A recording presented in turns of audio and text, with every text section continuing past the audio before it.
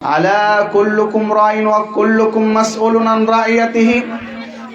এই পৃথিবীর মানুষেরা তোমরা শোনো, প্রত্যেক মানুষ হচ্ছে দায়িত্বশীল।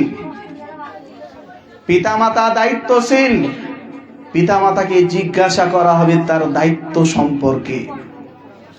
যে ব্যক্তি দায়িত্ব পাওয়ার পরে দায়িত্ব যথাযথভাবে ভালো করে পালন করে, তার সম্পর্কে রাসূলুল্লাহ সাল্লাল্লাহু আলাইহি ওয়াসাল্লাম বলছেন, সহিহ মুসলিম শরীফের হাদিস, ইন্নাল মুকসিতিনা ইনদাল্লাহি মানাবিরা মিন নূরিন আন ইয়ামিনির রহমান।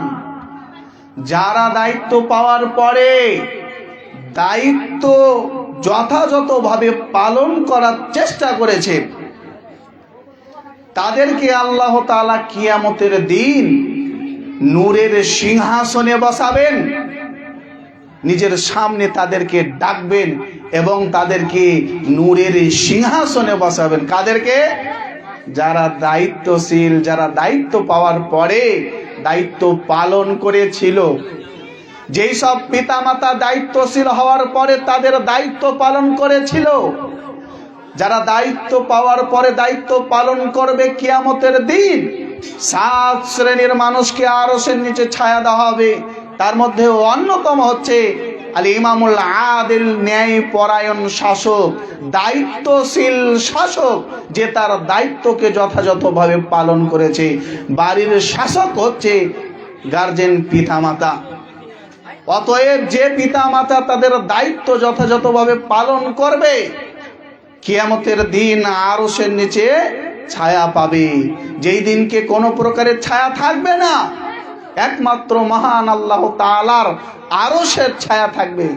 আর ওই আরশের নিচে ছায়া পাবে 7 শ্রেণীর মানুষ। সহিহ বুখারীর 660 নম্বর হাদিসে কথা বলা আছে। তার মধ্যে অন্যতম হচ্ছে যারা দায়িত্ব যথাযথভাবে পালন করেছে।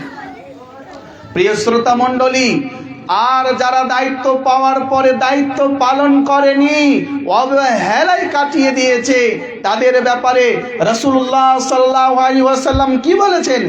সহিহ বুখারী 7151 নম্বর হাদিস, মা মিন রাজুলিন ইয়ালি রাইয়াতাম মিনাল মুসলিমিন। যে ব্যক্তি দায়িত্ব পেল, যে ব্যক্তি এলাকার দায়িত্ব পেল, সংসারের দায়িত্ব পেল, দেশের দায়িত্ব পেল, আর দায়িত্বকে পালন করলো না, ইয়ামুতু ওয়া হুয়া গাশুন ইল্লা হারামাল্লাহু আলাইহিল জান্নাহ, তার জন্য জান্নাত হারাম। যেসব পিতামাতার দায়িত্ব পালন করে না, ওদের জন্য জান্নাত হারাম।